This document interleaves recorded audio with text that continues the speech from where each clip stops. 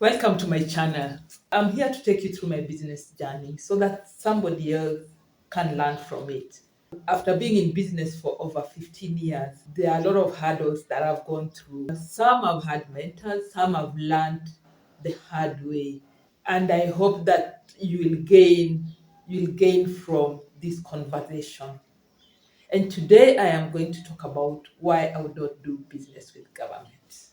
This goes way back because through the journeys that I went through, the lesson that I saw from my friends, from others, made me not take that step to work with to do business with government.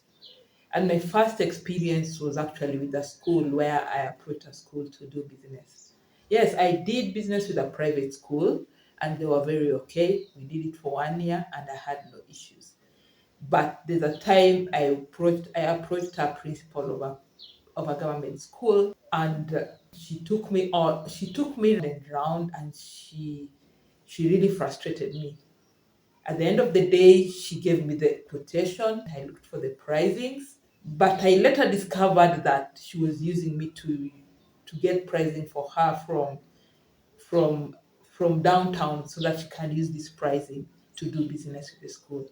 And that is the first time that I actually dealt with a public institution, and I've never gone back. And what I realized that if you have to work with government, there are some values you have to put aside. And when I looked at it, none of those values were aligned with mine. I've seen instances where I've had close people who have done business with government, and I've seen them doing some crazy things which I've never understood why. And they told me basically they have to do that because at the end of the day, when they do business with government, there's always a markup for the procurement person. It is never a straight line. You have to put something aside. I can call it a bribe in simple times that is specifically paid to the people who are helping you get this government to process your payment faster, and you cannot avoid. And I even saw an instance where somebody would be reached out to, and they would actually submit a number of companies to the procurement team. So you'd find it's one person who is doing the tender, but with many different companies. And that is why you realize that anybody who is doing business with government never has one company. They have quite a number of companies because they'll share this. They'll do tenders with different companies, different names, different pricing, and then at the end of the day, when they win that tender, it still goes back to this same person. And that was not very pleasing for me. And I actually told my friend, like, if that is how things are going, then that is not business. That is just, I don't know whether to call it conmanship, but I don't think that was right for me. And it took me back to, I dealt with, there's a time I was planting sorghum as an SME in Kenya. You do a lot of business where you also burn your fingers, but you still have to do them.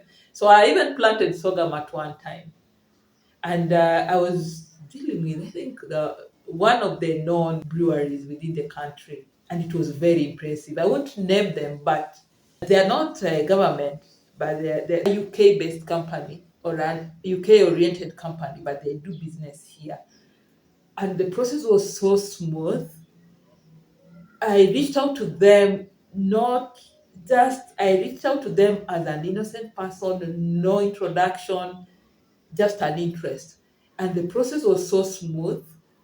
I never had issues, even up to delivery of the sorghum. And I remember there was one business lady who came in and her products were rejected, and she wanted to bribe, and they told her point blank, this is a corruption-free zone. And I was very impressed. So what was in my thought was like, if all businesses will be like this, then I think businesses in our country would thrive. But I've seen people doing business with government so frustrated. Payments take years to be paid. I know of people who have never been paid after, I think, like this is a third term. They're in the third term, but they've never been paid by the counties or the government. And they've invested money, they've borrowed money from the banks. So for me, I believe that would not work for me, because the government, if you adhere to your values, then I don't think the government businesses would work for you. And that is the business that I've avoided as much as possible.